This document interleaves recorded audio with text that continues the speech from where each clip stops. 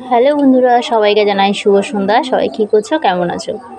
তো তোমাদেরকে যে একটু আগে আমি একটা ভিডিও দিয়েছিলাম, আজকের বড়া করব বকফুলের।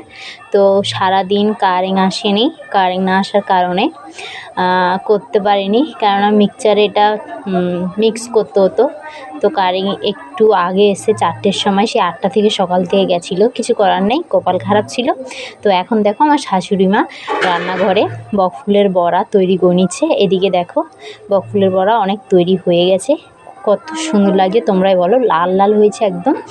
আর মনে হচ্ছে না এটা বড়া, মনে হচ্ছে আমার ডিম, মাছের ডিম। তো এদিকে দেখো কয়েকটা তুলে দিয়েছে। তো সবে এগুলো হচ্ছে, এগুলো এখনো হয়নি, এই পাশেগুলো হয়ে গেছে।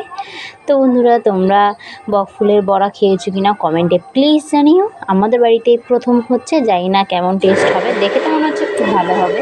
বন্ধুরা কে খাবে চলে আসো। তো এদিকে তো সবে অনেকটা হয়ে গেছে, আর কয়েকটা বাকি আছে। তো সবাইকে জানাই টাটা।